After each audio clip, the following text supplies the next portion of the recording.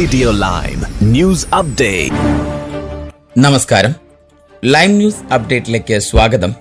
വാർത്തകളുമായി അരുൺ. യുകെയിൽ പെർമനന്റ് ജോലികളുടെ അടക്കം പല വേക്കൻസികളും അതിവേഗം ചുരുങ്ങുന്നതായി റിപ്പോർട്ടുകൾ സൂചിപ്പിക്കുന്നു. 4 വർഷത്തിനിടെ ആദ്യമായി കഴിഞ്ഞ മാസം പെർമനന്റ് ജോലികളുടെ വേക്കൻസികൾ അതിവേഗത്തിൽ ചുരുങ്ങുന്നതായി കണ്ടെത്തിയിരുന്നു.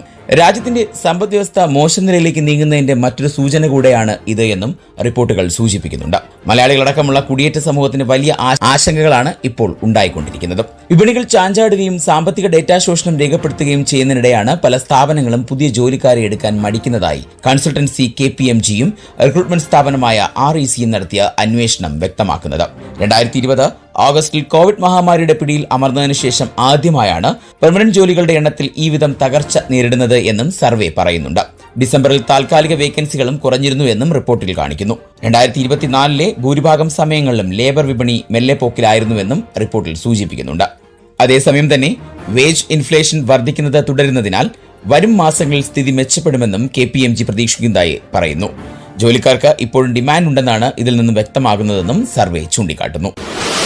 ശൈത്യകാലത്ത് ഏറ്റവുമധികം രോഗങ്ങൾ പടർന്നു പിടിക്കുന്നതാണ് NHSനെ ഇപ്പോൾ ബാധിക്കുന്ന ഏറ്റവും വലിയ പ്രശ്നം. ജനുവരിയുടെ ആരംഭം മുതൽ പനി, ശ്വാസകോശ സംബന്ധമായ അസുഖങ്ങൾ മുതലായ ശൈത്യകാല രോഗങ്ങളിൽ വലിയ വർധനവ് രേഖപ്പെടുത്തിയിരിക്കുകയാണ്. ഇതോടെ NHS ആശുപത്രികൾ മാസ്ക് നിർബന്ധമാക്കുവാൻ പറഞ്ഞിരിക്കുന്നു.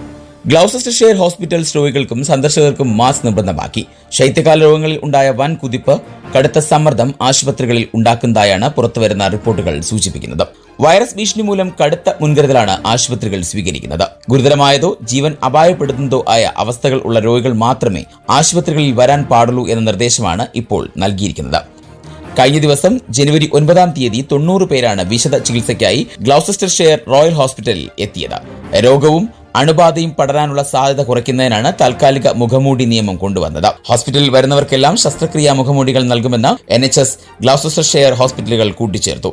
രോഗികളും ആശുപത്രി സന്ദർശകരും ജാഗ്രത പാലിക്കണമെന്നും ജീവനക്കാരെയും ദുർബലരായ ആളുകളെയും ശൈത്യകാല രോഗങ്ങളിൽ നിന്ന് സംരക്ഷിക്കണമെന്നും NHS ഹോസ്പിറ്റലുകൾക്ക് മുന്നറിയിപ്പ് നൽകി. തങ്ങളുടെ രോഗികളെയും ജീവനക്കാരെയും പകർച്ചവ്യാധികളിൽ നിന്ന് സംരക്ഷിക്കാൻ ഞങ്ങളെ സഹായിക്കൂ എന്നും COVID-19 ഇൻഫ്ലുവൻസ, മറ്റ് ശ്വാസകോശ സംബന്ധമായ അണുബാധകൾ, നോറോ വൈറസ്, 5ാം പനി എന്നിവ എളുപ്പത്തിൽ പടരുന്ന ആശുപത്രികൾ സംയുക്ത പ്രസ്താവനയിൽ അറിയിക്കുന്നുണ്ട്. ടാക്സിന്റെ പേരിൽ ജനത്തെ ഉടനെ പിഴിഞ്ഞാൽ അപകടമാണെന്ന തിരിച്ചറിവിൽ മുണ്ടുമുറുക്കിയെടുക്കാൻ സർക്കാർ മുന്നോട്ട്.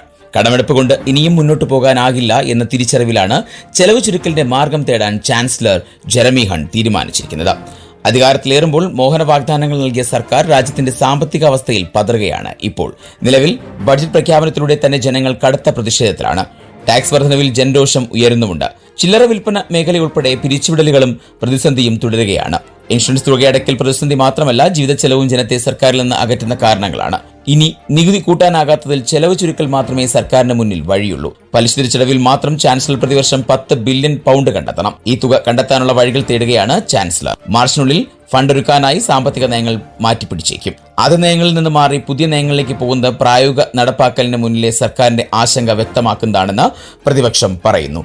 വിപണിയിലെ പ്രതിസന്ധി പരിഹരിക്കാൻ ചാൻസലർ എന്ത് നടപടി സ്വീകരിക്കുമെന്ന ആലോചനയിലാണ് ഇപ്പോൾ സർക്കാർ. സദേൺ ഇംഗ്ലണ്ടിൽ മോശം മഞ്ഞുവീഴ്ചയെ തുടർന്ന് പുതിയ കാലാവസ്ഥാ മുന്നറിയിപ്പ് പ്രഖ്യാപിച്ച മെറ്റ് ഓഫീസ്. നിലവിൽ രാജ്യത്തിന്റെ ഭൂരിഭാഗം പ്രദേശങ്ങളിലും മഞ്ഞുവീഴ്ചയും അത് സംബന്ധമായ പ്രശ്നങ്ങളും മൂലം വാർണിംഗുകൾ ലഭിച്ചിട്ടുണ്ട്. ബുധനാഴ്ച രാവിലെ 9 മുതൽ അർദ്ധരാത്രി വരെ ഇംഗ്ലണ്ടിന്റെ തെക്കൻ കൌണ്ടിയിൽ മഞ്ഞുവീഴ്ചയെ തുടർന്ന് കാലാവസ്ഥാ നിരീക്ഷണ കേന്ദ്രം യെല്ലോ വാർണിംഗ് പുറപ്പെടുവിച്ചിരുന്നു. മുന്നറിയിപ്പ് കെന്റ് മുതൽ കോൺവാൾ വരെയും തെക്കൻ ലണ്ടൻ വരെയുമുണ്ട്. 2 മുതൽ 5 സെന്റിമീറ്റർ വരെ മഞ്ഞുവീഴ്ചയ്ക്ക് സാധ്യതയുണ്ട്. അതേസമയം ഉയർന്ന പ്രദേശങ്ങളിൽ 10 സെന്റിമീറ്റർ വരെ മഞ്ഞുവീഴ്ച ഉണ്ടാകാൻ സാധ്യതയുള്ളതായി കാലാവസ്ഥാ നിരീക്ഷണ കേന്ദ്രം അറിയിക്കുന്നു. ഇനി നാട്ടിലെ വാർത്തകൾ. മലയാളികളുടെ പ്രിയ ഭാവഗായകൻ P. ജയചന്ദ്രൻ അന്തരിച്ചു. അർബുദ രോഗബാധയെ തുടർന്ന് തൃശൂർ അമല ആശുപത്രിയിലെ ചികിത്സയ്ക്കിടെയാണ് അന്ത്യം സംഭവിച്ചത്. മികച്ച ഗായകനുള്ള ദേശീയ, സംസ്ഥാന പുരസ്കാരങ്ങൾ നേടിയിട്ടുണ്ട്. മലയാളം, തമിഴ്, കന്നഡ, തെലുങ്ക്, ഹിന്ദി എന്നീ ഭാഷകളിൽ നിരവധി ഗാനങ്ങൾ ആലപിച്ചിട്ടുണ്ട്. മലയാളം സിനിമാ സംഗീത രംഗത്ത് ഒരു കാലത്ത് യേശുദാസ് കഴിഞ്ഞാൽ ഏറ്റവും ശ്രദ്ധിക്കപ്പെട്ട ഗായകനായിരുന്നു P. ജയചന്ദ്രൻ. P. ജയചന്ദ്രന് റേഡിയോ ലൈമിന്റെ ആദരാഞ്ജലികൾ. ശാസ്ത്ര കുതുകികൾക്ക് ആവേശം സമ്മാനിക്കാൻ അന്താരാഷ്ട്ര ബഹിരാകാശ നിലയം ഇന്ന് കേരളത്തിന് മുകളിലൂടെ പറക്കും. ഇന്ന് സമ്പൂർണ്ണ തെളിമയോടെ അന്താരാഷ്ട്ര ബഹിരാകാശ നിലയം കേരളത്തിൽ നിന്ന് കാണാനാകും. രാവിലെ 5:21 ISS കേരളത്തിന് തൊട്ടുമുകളിലെത്തും. പടിഞ്ഞാറ് വടക്ക് പടിഞ്ഞാറ് ദിശയിലാവും ISS കേരളത്തിൽ നിന്ന് കണ്ടു തുടങ്ങുക. ഇന്ന് വൈകിട്ട് 6:34 ബഹിരാകാശ നിലയം കേരളത്തിന് മുകളിലൂടെ സഞ്ചരിക്കും. കാലാവസ്ഥ അനുകൂലമല്ലെങ്കിൽ ബഹിരാകാശ നിലയം കാണാനാവില്ലെന്ന് പ്രത്യേകം ഓർമ്മിക്കുക. കരിമല വഴിയുള്ള പരമ്പരാഗത കാനനപാതയിൽ നാളെ മുതൽ മകരവിളക്ക് ദിവസമായ 14 വരെ തീർത്ഥാടകർക്ക് പ്രവേശനമില്ല. എരുമേലി പേട്ടതുള്ളൽ കഴിഞ്ഞു വരുന്ന അമ്പലപ്പുഴ ആലങ്ങാട് സംഘത്തിന് മാത്രമാണ് കാനനപാതയിലൂടെ പമ്പയിലേക്ക് പോകാൻ ഈ ദിവസങ്ങളിൽ അനുമതിയുള്ളത്. തീർത്ഥാടകരെ മുക്കുഴിയിൽ നിന്ന് തിരിച്ചയക്കും. നിലയ്ക്കൽ വഴി മാത്രമേ ഈ ദിവസങ്ങളിൽ പമ്പയിലേക്ക് പോകാൻ അനുവദിക്കൂ. പമ്പയിൽ പ്രവർത്തിച്ചു വന്ന സ്പോട്ട് ബുക്കിംഗ് കൗണ്ടറുകൾ പൂർണ്ണമായും നിലയ്ക്കലിലേക്ക് മാറ്റി. ഇന്നലെ മുതൽ സ്പോട്ട് ബുക്കിംഗ് 5000 മാത്രമായി കുറച്ചു. മകരവിളക്ക് ദിവസമായ 14-ന് സ്പോട്ട് ബുക്കിംഗ് വഴി 1000 പേർക്ക് മാത്രമാണ് ദർശനം നടത്താൻ സാധിക്കുക. ഇനി സ്പോർട്സ് വാർത്തകൾ.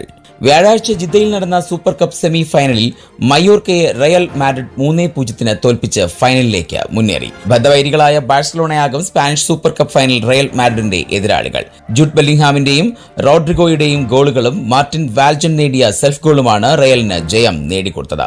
സൗദി അറേബ്യയിലെ ആരാധകരുടെ പിന്തുണയോടെ മാഡ്രിഡ് ഗെയിമിൽ ആധിപത്യം പുലർത്തി. 63-ാം മിനിറ്റിൽ ജൂഡ് ബെല്ലിംഗ്ഹാം ഒരു റീബൗണ്ടിലൂടെയാണ് ആദ്യ ഗോൾ കരസ്ഥമാക്കിയത്. മാഡ്രിഡിനായി തന്റെ അവസാന 10 മത്സരങ്ങളിൽ നിന്ന് 8 ഗോളുകൾ ബെല്ലിംഗ്ഹാം നേടിയിട്ടുണ്ട്. ഒരു പാസ് തടസ്സപ്പെടുത്താനുള്ള വാൽജന്റിന്റെ ശ്രമം സെൽഫ് ഗോളിൽ അവസാനിച്ചപ്പോൾ സ്റ്റോപ്പേജ് ടൈമിൽ മാഡ്രിഡ് 2ാം ഗോളെത്തി. ക്ലോസ് റേഞ്ച് സ്ട്രൈക്കിലൂടെ റോഡ്രിഗോ പിന്നാലെ വിജയം ഉറപ്പാക്കുകയായിരുന്നു. ഇന്ത്യൻ വനിതാ ഫുട്ബോൾ ലീഗിൽ ഗോകുലം കേരള FC ഇന്ന് ആദ്യ മത്സരം കളിക്കും. കോഴിക്കോട് കോർപ്പറേഷൻ സ്റ്റേഡിയത്തിൽ ഉച്ചകഴിഞ്ഞ് 3:30-നാണ് മത്സരം. നിലവിലെ ചാമ്പ്യന്മാരായ ഒഡീഷ FC ആണ് അവരുടെ എതിരാളികൾ. കഴിഞ്ഞ സീസണിൽ 1 പോയിന്റിന്റെ വ്യത്യാസത്തിലാണ് ഗോകുലത്തിന് കിരീടം നഷ്ടമായത്. ഈ സീസണിൽ അത് തിരിച്ചുപിടിക്കാനുള്ള തീരുമാനത്തിലാണ് ഗോകുലം. ഇനി ഇന്നത്തെ പൗണ്ട് വിനിമയ നിരക്ക് 105.52 ഇന്ത്യൻ രൂപയാണ് ഇന്നത്തെ പൗണ്ട് വിനിമയ നിരക്ക്. ഇതോടെ ഇന്നത്തെ വാർത്താ ബുള്ളറ്റിൻ പൂർണ്ണമാകുന്നു. അടുത്ത ബുള്ളറ്റിനുമായി വരും മണിക്കൂറുകളിൽ കേട്ടുമുട്ടാം. നന്ദി, നമസ്കാരം.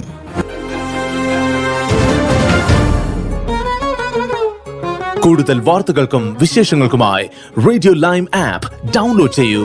പ്ലേ സ്റ്റോറിൽ നിന്നും ആപ്പ് സ്റ്റോറിൽ നിന്നും. Radio Lime.